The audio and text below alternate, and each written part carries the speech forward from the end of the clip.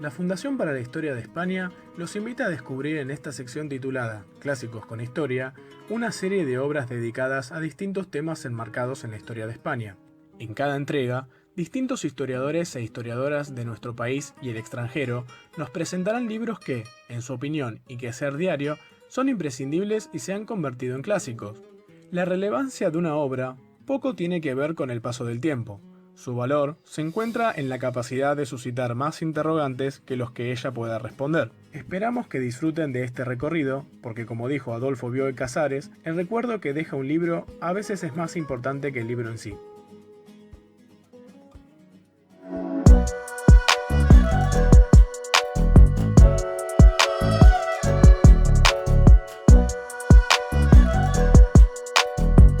Hola a todos, muy buenos días desde la Universidad de Oviedo y un saludo muy cariñoso desde Asturias a toda esa comunidad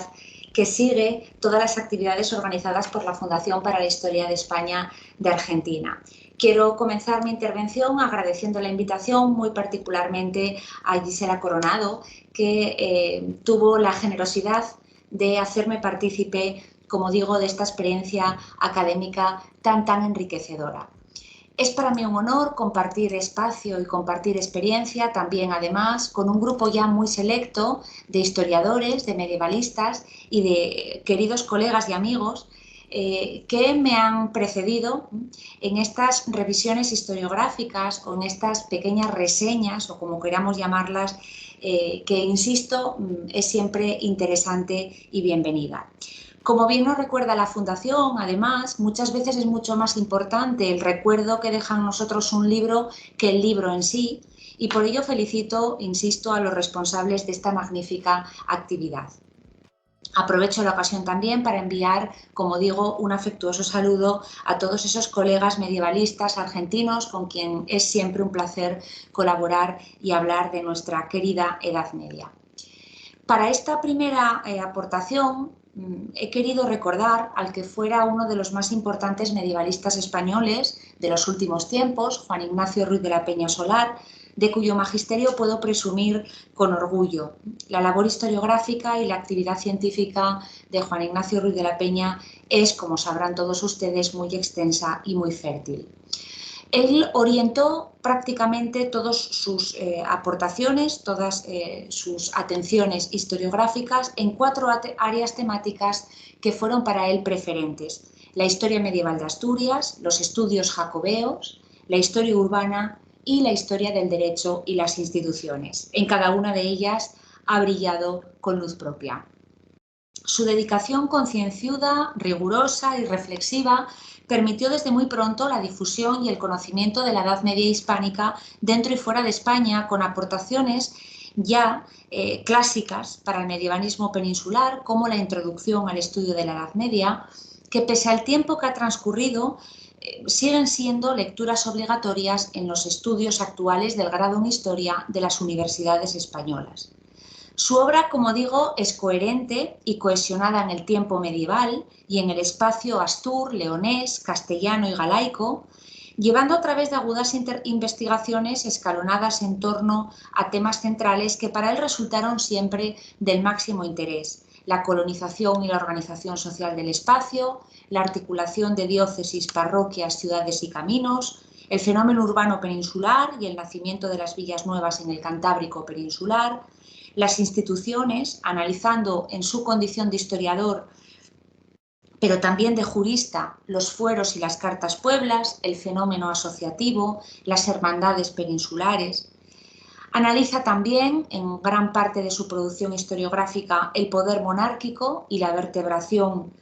administrativo-territorial de los reinos peninsulares, la sociedad rural y sus bases económicas y culturales, el comercio y el corporativismo profesional, y un largo etcétera, incluyendo temas que en su día resultaron vanguardistas, incluso, aunque ya hoy no lo son tanto, como los primeros estudios que dedicó a la condición jurídica de la mujer en la Edad Media. Para esta brevísima aportación he elegido la obra Introducción al estudio de la Edad Media, porque en general la bibliografía clásica de orientación didáctica dirigida a los estudiantes de historia medieval es en España muy escasa, lo era en los años 80 y lo sigue siendo en la actualidad, aunque obviamente cada vez menos. Y esta que señalo aquí es una obra que cumple una función didáctica muy importante porque introduce conceptos básicos, inicia en el método histórico y en las técnicas de investigación y se adentra en el conocimiento de las fuentes. En la primera parte, de carácter más introductorio y dedicada a planteamientos de carácter muy general, Ignacio Ruiz de la Peña analiza los condicionantes del quehacer histórico y la especialización histórica a la que todo medievalista se ve inevitablemente abocado. En un segundo capítulo, que el autor dedica al concepto de Edad Media, se repasan algunas cuestiones que siguen resultando hoy en día del máximo interés, como es la elaboración y la acuñación del concepto de Edad Media, su arco temporal, en permanente discusión, la periodización interna del medievo y el problema de la universalidad del concepto, dedicando especial atención a la Edad Media europea e hispánica. Tras estas consideraciones que él hace de carácter muy general y de partida,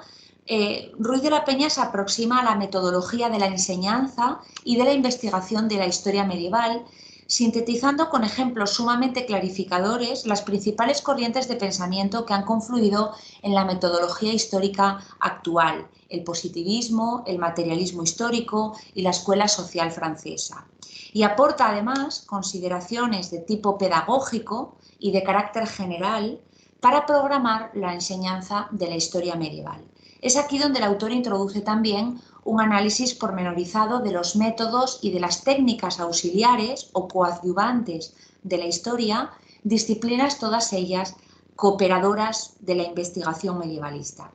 El último capítulo va dedicado a las fuentes de la historia medieval, partiendo de la misma definición de fuente histórica y clasificando su más variada tipología: documentación de archivo, fuentes narrativas, fuentes literarias, fuentes monumentales, fuentes paisajísticas. El objetivo, por tanto, de este clásico es facilitar a los medievalistas noveles unas orientaciones básicas de iniciación al conocimiento de los conceptos fundamentales, los métodos de trabajo, la tipología de las fuentes referidas a la Edad Media.